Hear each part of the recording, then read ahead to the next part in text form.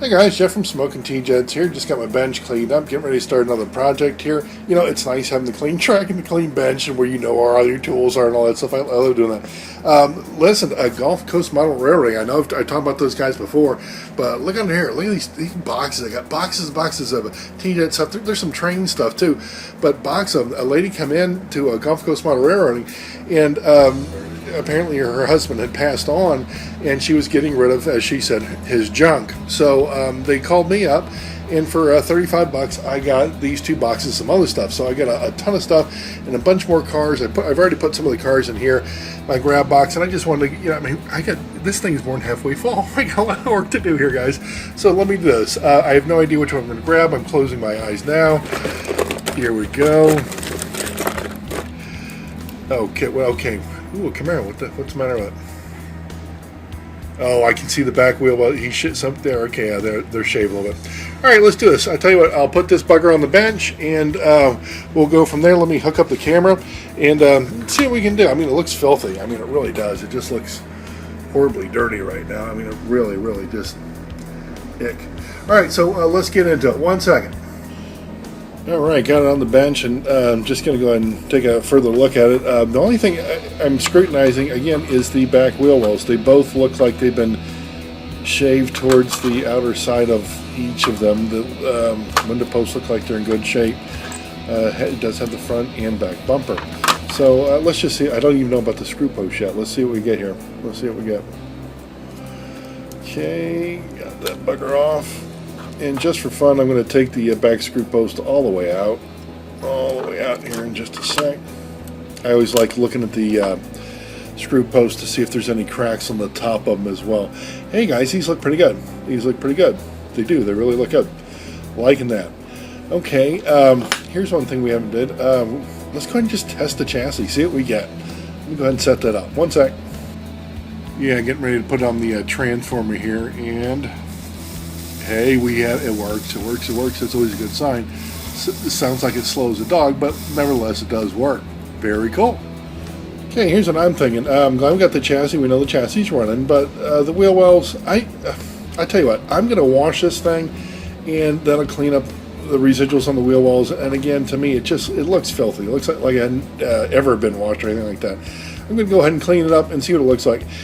I'm thinking we have two choices here, guys. Either put big tires on the back like he was thinking about, or just dress it up as best we can with the standard rims and tires, and let's just see how it looks and see if it pulls anything on eBay.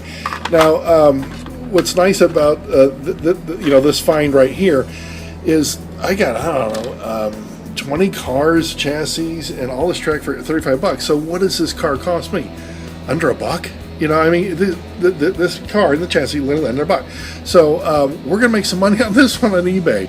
The point being is, if you have a hobby store or something like that where people might bring in, consignments, like again, Gulf Coast Model Railroading, they called me when this lady brought this stuff in, and they knew I was a slot car guy. So again, getting good rapport with those guys, and if somebody brings it in, you'll be the one that they give you a call. All right, so let me go ahead and do this. I'm going to wash it up, and I'll bring it right back to the bench. Give me just a minute. Just got it back from washing up. Came out really good, and I know I've said this in a number of videos, but guys, always wick out the screw post there. You don't want any residual waters in there, on either the screw post. So always wick that out a little bit. Really helps out. But that bugger came out a lot better. I'm going to shine it with my T-shirt here in just a second, but it certainly looks better. I was thinking as I was washing it with the back wheel wells, I'm going to go with the smaller tires just for fun. I'm going to make this thing look as good as it can look and still have, the original aspect of the tires and everything like that. If somebody wants to go ahead and change it back, we'll let them do it. But as far as a selling feature, I want it to look as original as possible. So we'll dive into the chassis next. I'm going to make sure I get the body shined up and see if we can get that bugger running better and looking better. Just got one of my parts bins out. I know I need a axle. Here's one. That's a shorter one, and we also need a couple of tires. Here's some that already have the rim on it, and they look pretty good. Let me get the bugger out there, and I don't know if that came with it. Okay, got that. Come on. There we go. And I need a tire. I do need a tire. Good. Okay. That should do it for getting the spare parts that we need. Let's go ahead and start cleaning up that chassis. Once again, getting ready to pull the back wheels here and the hubs. I use the tweezers, and I'm just gripping around. I've showed you guys this before, but when you do that, it just takes them off so easily. And then what I'll do is I'll put this little bit against the bench, and it should just pop that axle out there for me. Okay, look at that back axle. I know I got partially out, but it's a short axle. I didn't know that. I thought that there's a longer axle on there, and there isn't. So we'll be able to use that. I'm going to take it all the way out so we can clean the crown gear and get that back axle and that whole area a little bit better cleaned up. Let me just go ahead and see if I can get that out of there for us right now. Yeah, there you go. And the crown gear should just come right out. Good. I like taking that off like that. It always seems like it's a whole lot easier than trying to fuss with it down there. And let's see if we get the, oh, we got the 3-color engine. I always like those. I don't know, the Christmas tree ones. Now here's one thing I look at just straight away, guys. Yeah, look at there where the brushes are. They're dirty. And that is for poor conductivity. Absolutely poor conductivity. And another thing I do, and I know I've mentioned this, is the back magnet, the back magnet here. What I do is I leave that on the bottom, and here's what I mean by I leave it on the bottom. When I'm taking these apart, I pull the top one out, I put it on the back one there, and then I've got them both out. And then when I put it down, I put it on a rail, and then the rail holds it there, and I know that the bottom one is the back one. The bottom one's the back one.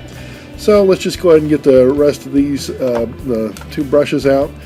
And I'm, just for fun, going to take the front axle off and clean in there too, and we'll get the, let's see if we can get the better looking front hub there. That doesn't look too good, does it? Tire's in good shape. That one's good. That one's good. And how about the shoes? Well, the shoes need to be cleaned. We'll clean up all that too. See if I can get that bugger off right now for us. Yep. And guys, always put your brushes where you know they're not going to fall off your bench, Them little brushes, oh my God, how many of them have fallen off the end of the bench? I know, way too many, right? Let's see if I can get that off there. And I remember back being a kid, we had shag carpeting. Boy, that was fun. That was a blast when you drop a T-Jet part in shag carpeting. I mean, that was like, okay, we're never getting that one back, are we? And again, when we was kids, you just try to get your mom to take you to the hobby store and say, hey, listen, I lost a spring. Yeah, that flies real well, doesn't it? All right, let's see if I can pry this off just a little bit. Yeah, I thought they'd come right off. Good. All right, let's do this. I'm going to get my Dremel with the wire brush. I think I might have it already set up. Pardon me. And I'm going to start cleaning the underside of these. I'm going to start cleaning in here and getting the brushes clean, bottom side of the armature, all that stuff. All right, just a sec. Just took the wire brush to the tension springs there, and notice that the front one had been bent, got a little bit of a bend in it right there. Back one, good shape, and I just got my paintbrush. I was just getting rid of any excess dirt, a little bit of the grime and stuff, and it's coming out real nice. Next piece I'm going to work on, I got the engine plate here. Look how filthy that darn thing is. I mean, that's got like a lot of brush and oil and stuff on that like that. So, I mean, look at it. It's black. It's absolutely black. So let me hit that with the wire brush on the Dremel here and see if we can clean that bugger up. Wow, look at that. You see the shine on there? Much better, huh? I even cleaned the that little back gear too. I cleaned the 2 top gears as well. We need to oil that before we put that on the track. But boy, that came out really good, really good. So I'm going to take care of the shoes next, again with the wire brush, and we will go from there.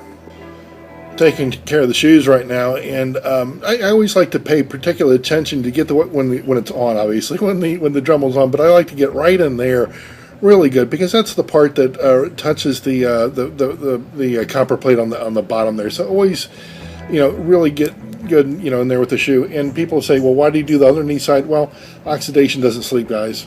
Oxidation does not sleep. So do the other side, then your shoe will be cleaner longer. That's the whole point with that. I'm glad I know how to put this stuff back together. I think to other people it might look like a mess, but to me it looks like it's just a reassemble type of a deal. So let me go ahead and start doing that, oil it up, and see what we get. Oops, forgot the brushes. You guys know how you do it. I just put them on there like that. Nice flat surface. Flip them over. Do the same thing. Nice, again, flat surface, and both sides should be clean. That one side a little bit better. There we go. Go ahead and get the other one. Flip it over. Oops, starts rolling away. Just make sure you get both sides. And that's all you really need to do for the brushes, guys. That's it. I mean, they're super easy to clean.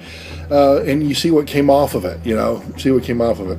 And now that I'm looking at it, I see some, see the crown gear there? I see like some fuzz in there. I'm going to get that out too and make sure both the axles that we're going to use are clean. Then I'm going to refresh the springs. You see the springs over there? They look like they've been squashed for quite a while, so I'm going to make sure that they're refreshed. And let's go from there. Chassis came out real good. I just oiled it, tested it, sounds better. Haven't put it on the track yet. I'm going to go ahead and put it on the body, see what it looks like. If the wheel wells are cut so much after I look at it, and we think it needs a bigger tires, I'll do this. In the eBay auction, just for fun, I'll get a bigger axle, I'll get some nice hubs and some nice tires, and if they want to use that, they'll have the option to, but I'll present it to them like, hey, it comes like this, but if you want the bigger stuff, it's going to come with that too. So it's just a nice way to think about, you're kind of giving somebody a bonus on something in eBay like that. All right, let me go ahead and put the body on the chassis. Just got the body on the chassis, and here's what I was talking about as far as the rear wheels. I got a nice hub there, the nice tire, the axle's real good. Again, another nice hub, nice tire. Now, see what I'm looking at, guys? The wheel wells, they don't look too bad. They really don't. Look at the rear wheel wells. They don't look too bad. So again, when I'm going to put this bugger on eBay, what I'll do is I'm going to offer it as is, but then I'm going to say, hey, listen, here's the bonus and no extra charge because, we all know that the wheel wells are cut. If you want to add the big tires to the back, it's a nice little selling feature. So I'm going to do it that way. Next, I'm going to turn on the transformer and put this bugger on the track. Give me just a sec. Just got it on the track. Helps if you have the right controller. There we go.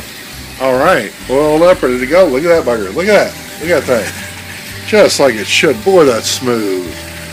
That's what you want right there. Look at right around the track. I can't even open it up all the way. Damn, this is good. I like that. All right, I'm going to call it done. And again, not going to fuss with the wheel wells.